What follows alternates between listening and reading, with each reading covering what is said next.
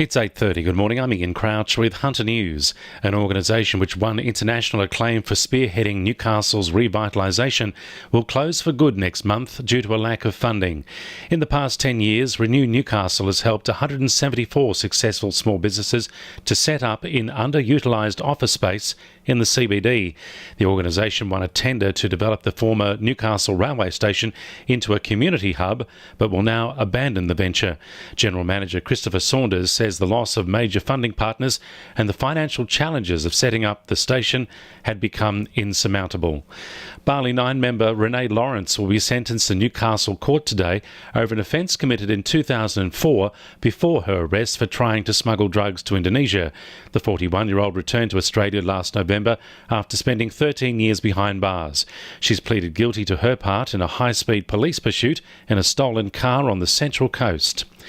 Opal cards can now be used on Newcastle Transport's on-demand bus services currently operating in Lake Macquarie.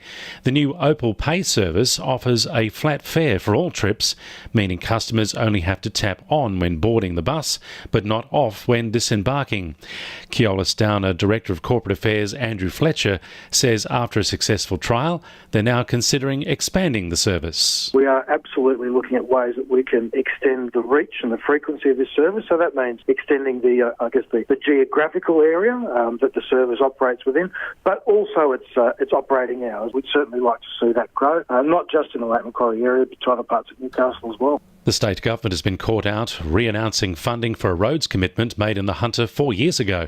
The Berejiklian government has announced $12 million will be spent to ease traffic congestion at two pinch points on the Pacific Highway at Northcott Drive, Adamstown Heights and Cahaiba Road at Highfields.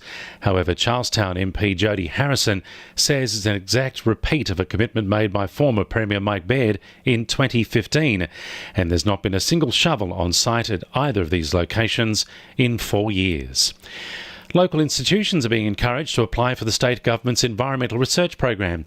The University of Newcastle and Hunter Local Land Services could benefit from the $1 million grant program, which looks to support academics and scientific institutions to conduct research. Parliamentary Secretary for the Hunter, Scott MacDonald, says the Hunter can really benefit from this funding. Look, there's a good record of them of what has gone in the past there. Aboriginal local land councils can also apply.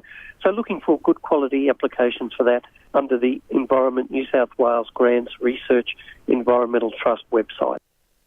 2NURFM Sport.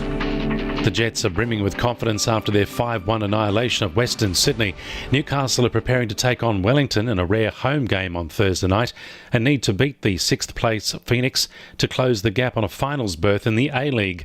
Coach Ernie Merrick says the big win will count for nothing unless they can keep it going. It's amazing when you score 5 goals like that, and it brings back the belief in your ability. To have 4 goal scorers is a big plus, and if anyone in particular is marked, from now on we know we've got 3 or 4 others that can score goals. It means nothing unless we go on with it now for the next 2 or 3 games. Charlestown golfer Jake Higginbottom admits having a little too much time off over Christmas in previous years has left him underprepared for the start of the professional season.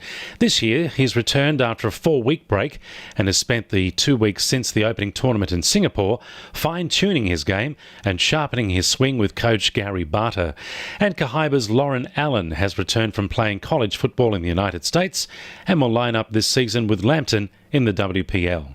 And the winning numbers in Monday Lotto are 26, 42, 22, 6, 38 and 31, and the supplementaries are 8 and 23.